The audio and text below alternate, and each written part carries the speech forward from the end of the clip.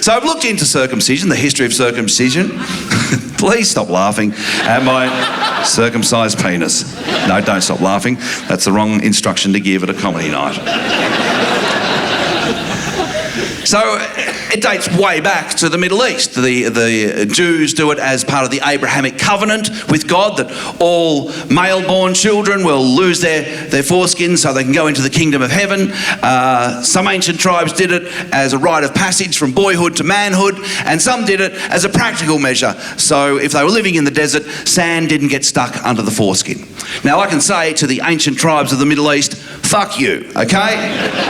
Because I've been to the beach and sand sticks to my knob like iron filings to a magnet, okay?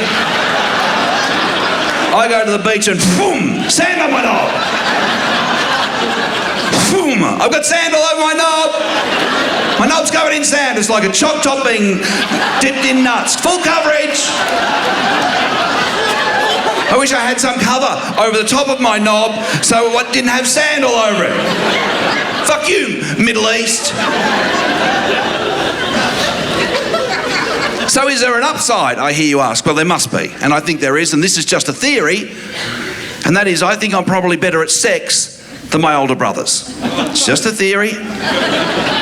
I think I could probably last longer than my older brothers because my knob has been rubbing against my undies for 50 years and it is dead to the touch, okay?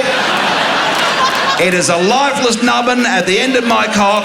You could hit it with a hammer, I wouldn't blink an eyelid. I can pole you for 2 hours.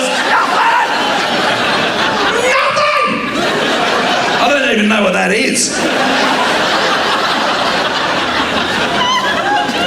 A lifeless nubbin.